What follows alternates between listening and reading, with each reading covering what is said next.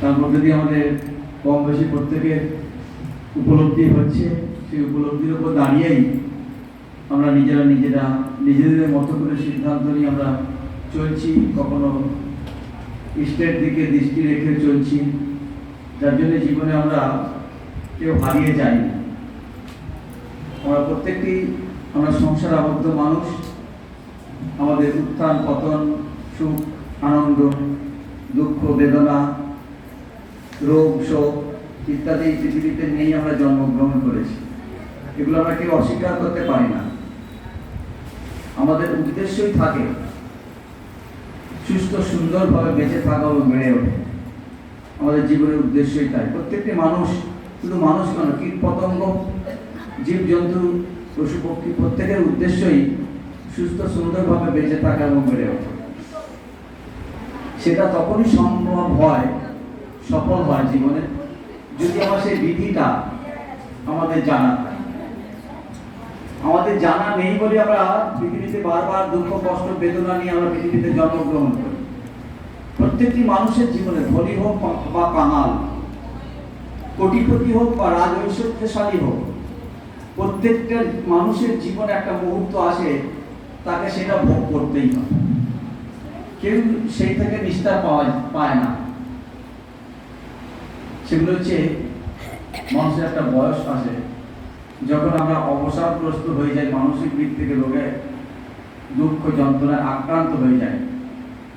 যখন আমার যাদের উপর নির্ভরশীল হয়ে বেঁচে থাকি, চিকিৎসকের উপরে, তিনিও বলে দেন, হাত তুলে দেন, আমার যা বুদ্ধিমত্তা তাই আপনাদের সেবা দিয়েছি, এবার আপনার ঈশ্বরের শরণাপন্ন হন।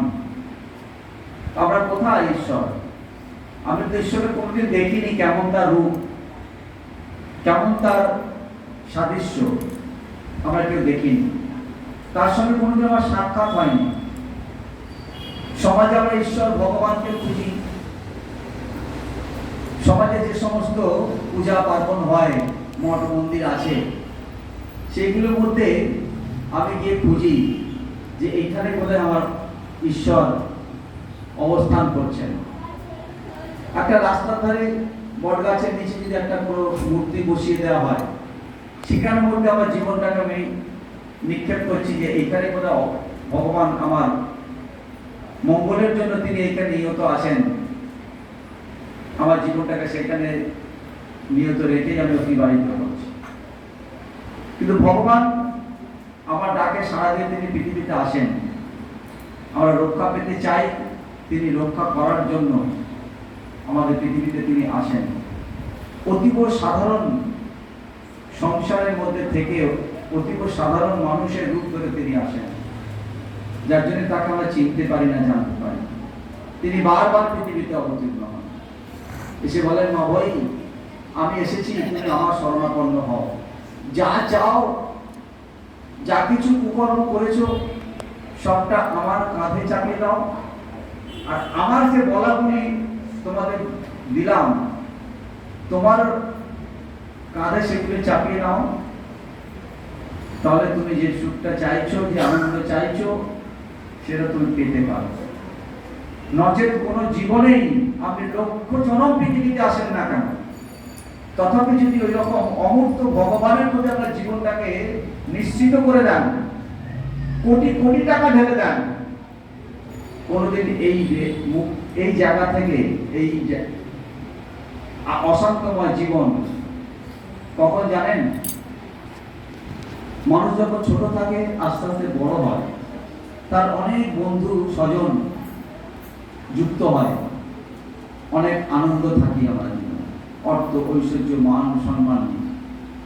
আর যখন আস্তে আস্তে আমার বয়স হয়, তখন আমার আস্তে আস্তে বহির্জগতের যে বন্ধু বান্ধব স্বজন, যাদেরকে আপন করে নিয়ে চলেছি খেয়াল খুশি মতো, তখন তারা একটু একটু করে একটা একটা করে আমার জীবন থেকে বিয়োগ হয়ে যায়। আর আমার সুখ শান্তি আনন্দ একটু একটু করে একটা একটা করে আমার জীবন থেকে বাদ হতে থাকে। এমনকি একটা জীবন যখন আসে, যে জীবনটা আমি যাদের জন্য সারাটি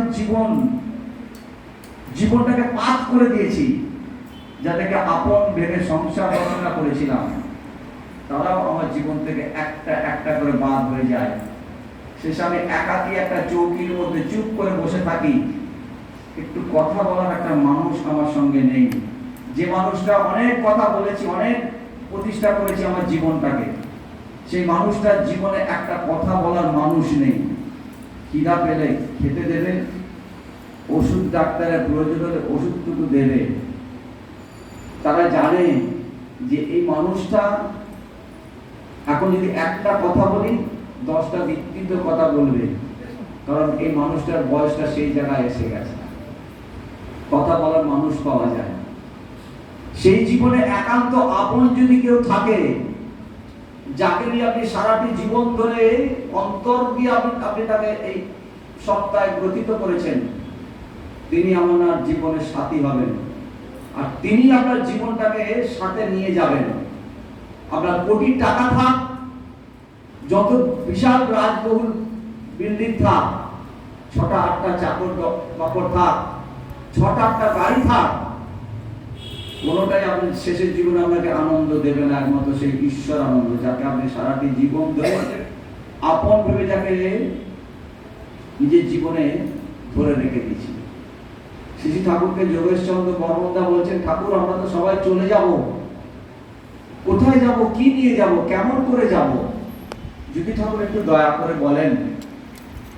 ঠাকুর বলছেন, পরম দয়াল বলছেন, চিত্রগুপ্তের খাতা নাম শুনেছেন? আমরা শুনেছি বা দেখেছি, সিনেমা দেখিনি। চিত্রগুপ্তের খাতা, অভিনয়, জমালয় জীবন্ত মানুষ, আমরা